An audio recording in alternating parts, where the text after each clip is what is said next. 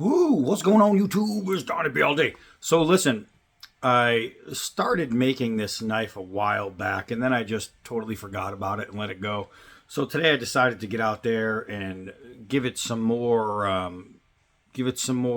edge work, some more work in the grind and the bevel here. And this is no jig.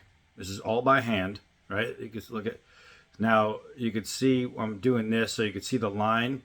If it's bad, you're going to see all kinds of crazy warps in that shine if you don't grind it right. That is a nice smooth grind. That line, look how smooth that is.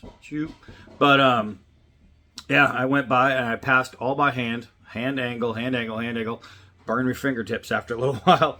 But no jig, nothing to line it up, and it lined up beautifully. Gave it a good little edge on there, like a working edge, not a crazy razor sharp edge, I don't think. Breaks some hairs, but that's about it. It's a working edge. This is just like an around the place for me knife. But I did like a tan G10 grip, and I just gave it a once over real quick on the grip just to make it to where it's comfortable. I don't need to finish it up and make it pretty. It's all pinned on there, full tang, obviously. But not so bad. So I want to see if my working edge is going to work. But you can see that is one cool looking rugged blade. Just a nice homemade, home ground blade all by eye with just the hand. That's not bad. And I used to make this whole thing, because remember it started out with a lot more steel on there, a 1x30 belt grinder, the kind you can go to Harbor Freight and get a 1x30. I used a 1x30. I don't have a real grinder. If I did, I could make some stuff. But for a 1x30, takes a little longer, a lot longer, way much more longer, but it could be worth it in the long run. Let's go outside. Oh, before I forget, I did make a Kydex sheath, and it works. That's all it is. Got lashing points. It's got a belt loop. It works. It's simple. It's not pretty. Doesn't have to be. I molded it all by hand. Don't care. So this is what it's about. I just want to see if I can smash through some wood with this. All right, let's do some basics. We're going to do some 4-foot drops.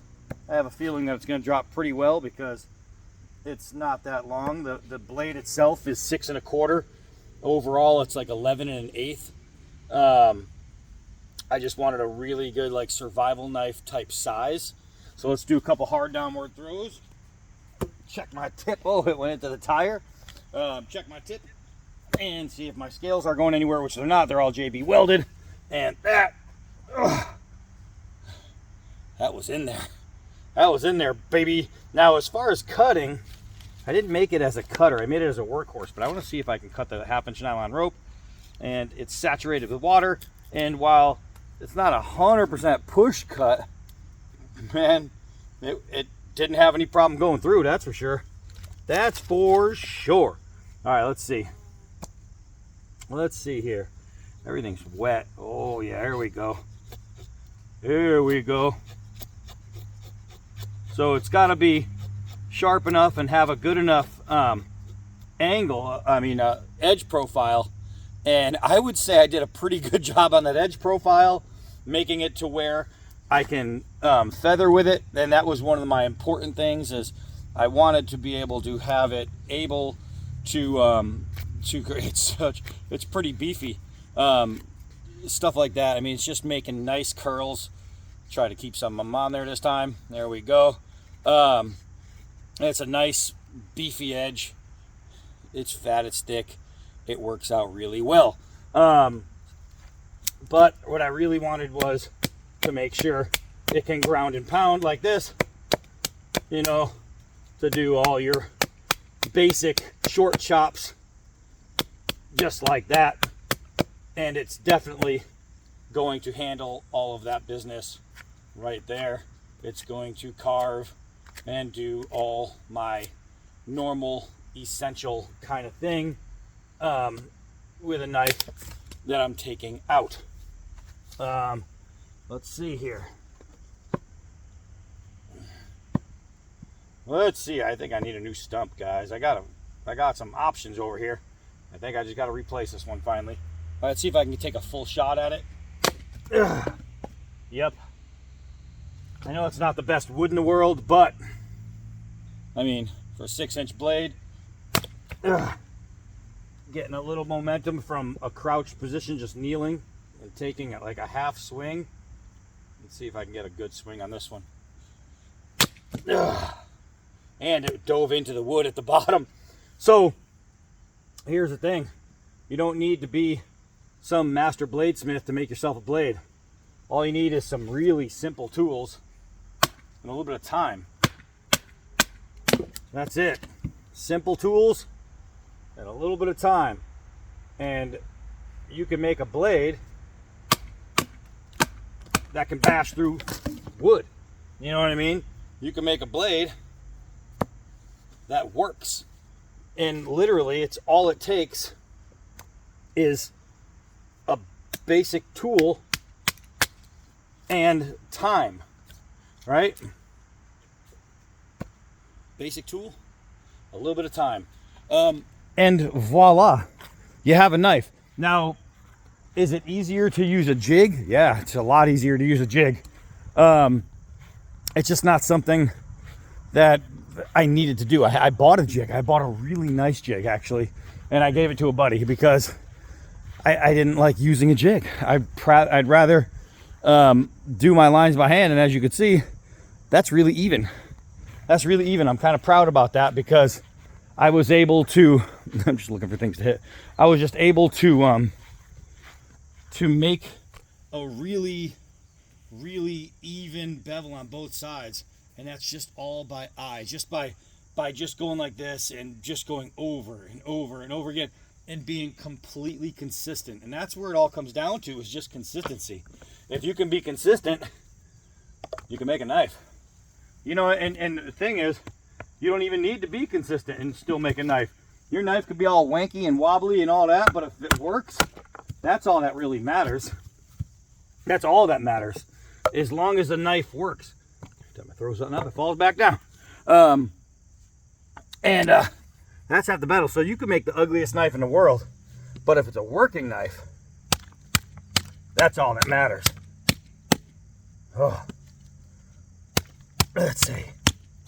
Now this wood is all saturated and crappy, I get it, but it's what's out here right now because we've had days of rain, and it's still wood, and you still have to, it's got that nice hard core, just the outsides are all crappy and junky. But once you get to the middle, you can start testing your blade. You hear that sound? You don't get that from, listen, wet, dry. See the difference? So, because I know there's going to be a whole bunch of, you use the wrong wood Nazis out there. Oh, you need better wood. Shut up. Shut up, because sometimes when you're in a situation where you need to survive, you need to cut some wood, guess what? You don't get to have your pick, right? Sometimes it's just what's out there. But this thing turned out to be pretty sweet. Pretty sweet indeed. It just worked, you know what I mean? And I know there's guys out there that are just getting started and trying to teach themselves how to make knives. Captain Electro is one of those guys. He says, you know what, I want to make a knife. So the guy just started making a knife. And Captain Electro is one of those guys, like, he's just a sneaky genius. And I think he's one of those guys that can literally do anything. Go to his channel, check him out right after you got done checking out Choir Boys Cutlery Outdoors. Steel Forge and Fire, Sword and Knife, Thrasher's Garage, Pete's Pistol Pete. I mean, we can go on. We can go on, and actually we will. We have a video actually coming up on that. But let's see if we can throw this thing. Let's see. If I can't throw a knife I make, there's something wrong. Now that is balance. That knife is dead straight. Whoo-wee. So, let's see. How's that tip? Oh, that's a big fat tip. It's good. How's the edge? Can we take any kind of damage at all on the edge? Not at all. Not at all. The edge looks good. Not so bad. The handle, is it ugly? Oh, it's ugly as sin. It's ugly as sin. I'm not going to worry about that because I made it to hold and not to look beautiful. But as far as did I make a knife that I can take outside and work? Absolutely. What did it cost me? Let's see. To steel cost me, it was really cheap, like really cheap.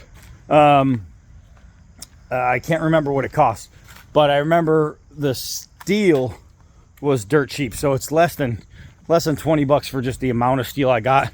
It was just cheap, right? And it's carbon. It's what was it, 1055, I want to say, somewhere in there.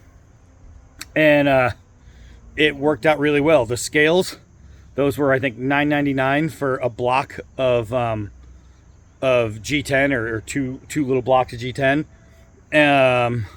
The pins are aluminum, and look how nice and flush those are too. The pins are aluminum, and I got an aluminum rod for Home Depot, and it's just a small little rod, so it costs a couple bucks.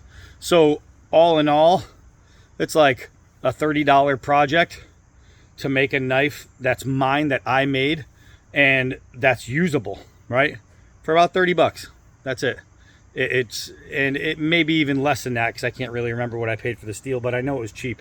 But for all that, I mean, come on, that's almost nothing. That's almost nothing for a high carbon blade that is tough. Just tough. It's not going anywhere. It's a strong knife. Is it good looking? Doesn't have, well, the shape is nice. Got a really nice drop point. It's got a full belly. I wanted a full belly on there. Right? I could have come with a straight line and then up, but I wanted a bellied knife, and that's just going to help with chopping. So there you go. I made a survival knife, and it worked out really well. The thing hits, and it stabs and all that. So you got, don't forget, check out Captain Electro, because he just started making his own. And I have to say that his first knife, he made a first knife, a little like cleaver style, and it's good. It's a nice looking knife. I remember when I made my first knife, it was from a file, like a big rasp file. It was a crazy knife, man. I had like 5 different kinds of serrations in there. I had shark tooth and mini mountains, and I just had all kinds of serrations that were just all over the place because I wanted to test what I can do. And it came out cool and all, but Captain Electro's first knife compared to my first, of course, when I did my first knife, I was probably 20 years old. So he's got to jump in the brains department. But yeah, his knife making, I think he's the kind of guy that can actually, when he wants something, he's the kind of guy, he's just going to do it. He's going to do it, and he's going to succeed, whatever he does. He's just that kind of guy. So get over there, check him out, see what he's doing, and who knows, maybe by next year, he'll be taking orders. Not taking orders, but saying, hey, you want a knife, I'll make you one. Captain Electro's that kind of up here. He's just good. All right, so that's it for this one. I'm out of here. I'm Donnie B all day. Till next knife.